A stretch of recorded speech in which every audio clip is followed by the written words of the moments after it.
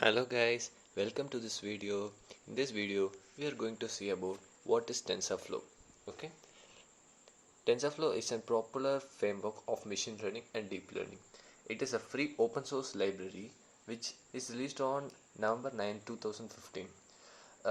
Generally, TensorFlow can train and run deep neural networks for the image recognition, handwritten digit classification, recurrent neural networks, word embedding, NLP, video detection, and many more.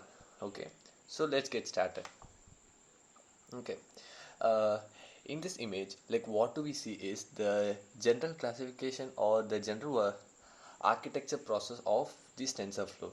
Generally, the input layer is given here, so like it will be working upon the neural networks, right? So we may have several hidden layers, and uh, with those hidden layers, we'll be forming this what we'll say like the tensors. Okay, these parts are called the tensors, like which will be used in the neural networks, also called as neurons, which will pass the information from one stage to another. Okay, and like this is the general workflow of like what and where the TensorFlow is being used. Okay, first the TensorFlow is depending upon Python, C++, and NVIDIA. Okay, with this TensorFlow we can use to visualize the data, and it is also executed on platforms such as CPU of course, and we are also having a community called developers, researchers with companies, and those are called as like stakeholder community, which is supported by Google, and this is an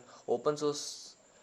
The TensorFlow is an open source, so like everyone can use that. So we can also have a permission to access our GitHub via this TensorFlow. Okay, and then this tensor, the name the TensorFlow is derived from the its core framework tensor. It is a vector or a matrix of n dimensional that represents all type of data. So all values of the tensor hold a similar data type with a known shape. Okay, actually this tensor can be generated from an input data or the result of a computation. uh, Simply to say, like this will pass the information or to get the input from the previous tensor, like it will form a network. So those small parts are called as tensors. In TensorFlow, all operations are conducted inside a graph. The group is a set of calculation that takes place successively. Each transaction of OP node are connected. These tensors will be connected with each and every node. So the information is passed from one node to another. Uh, let's see an example of the following expression, like a is equal to b plus c into c plus 2. How we can break this function into components? Like it's simple, like we'll see. First we are assuming that d is equal to b plus c and e is equal to c plus 2, what we are given in the RHS, and in the LHS we'll be defining those already user defined variables, right? So with that we'll be mapping a graph, uh, where like what we have done, we need to do it visually. So b is defined as this, and like c is depending on this, and both of them, again if we multiply those, the final result will be occurring. And then uh, voice recognition and sound, like what can we say, like where uses of TensorFlow or like applications of TensorFlow in voice and sound recognition applications are most known as use case of deep learning. If the neural networks have a proper input, the data feed, neural networks are capable of understanding audio signals. For example, voice recognition is used for IoT, and sentimental analysis is used for like CRM, and like the flaw detection is used in many automatics and aviations, right? Also this voice searches, like we can see in this Alexa. So like that's what. Also this image recognition, it is a application that made on deep learning and popular machine learning. Telecom, social media, handset manufacturers mostly use image recognition. It is also used for face recognition, image search, motion detector, mission vision, and like photo clustering. So these are the examples. Next, time series. You can very well see this time series. Deep learning is using time series algorithm for extracting the time series data to extract a meaningful statistics. For example, it has used the time series to predict the stock market. A recommendation is the most common use case of time series. Amazon, Google, Facebook, Netflix are the using this deep learning for suggestions. So deep learning algorithm is used to analyze customer activity, compare it with the many million other customers. Okay. And video detection is also an deep learning algorithm used in motion detection, real time threat detection in gaming, security, airport, etc, etc.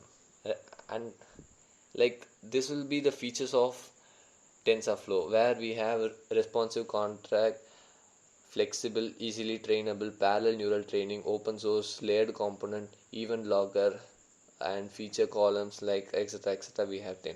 We'll see one by one. So what is responsive contract? You can visualize each part of the graph, which like to develop a deep learning application. Firstly, we need to three components required to create a deep learning application. So like that is what we will say as a responsive construct. Like we need something, a base to build a, like to build a machine learning algorithm. So maybe this Python, C++, or those bases, I think so. So and also flexible features of the TensorFlow. So it is one of the essential TensorFlow feature. According to its operability, it has modularity parts of it, and we want to make a standalone. And TensorFlow is an easily trainable, which is used on CPU and GPU and is distributed computing. Okay, parallel neural network training. TensorFlow offers a pipeline in the sense we can train and test our data set separately. If you want, you can view in that website. Large community, yes, obviously TensorFlow. Not only TensorFlow, like what are the releases done by the Google have a large community. So always we have GitHub and like some more large communities in the net. You can browse it on. So who work, like there are most of software engineers who work on like stability improvement continuously. Open source, yeah, TensorFlow is an open source one. The best thing of the machine learning libraries are those open source. So people can manipulate the library and come up with a fantastic variety of useful products, and it has become another DIY community which has a massive forum for people for getting started. Okay, features column. TensorFlow has a feature column which could be thought as an intermediate between raw data and estimators, accordingly bridging input data with our model. Availability of statistical distributions. The library provides the distribution functions including Bernoulli, beta, chi to uniform gamma. Oh, like okay, like which are the several distributions which we used in the statistic model, and which are essential, especially where considering probabilistic approach such as Bayesian model. You understood, right? So that's what, for finding a solution for a probabilistic question, we may use these kind of statistical models. Layered components. Okay, TensorFlow provides a layered operation of weight and basis. Okay, the functions such as the TF contributes layers and also provides a batch normalization, convolation this conventional layer and the dropout layer. So tf.contribute.layers.optimizers, where we use this optimizers to neutralize the things and optimize the graph. Okay, so such optimizers are AdaGuard, SGD, momentum, which are often used to solve optimization problem for numeral analysis. Visualizer. Okay, visualizer is nothing but like visualizing our problem with a graph or like any other way, but we can inspect different representation of a model and make change necessary while debugging it. Helpful, like it will be helpful for the tensor board, where we can, like if you're facing any error, means we can visually see our model and we can find where is the error occurring. Event logger, it is just like the Unix, where we use tail F to monitor the output task at the CMD.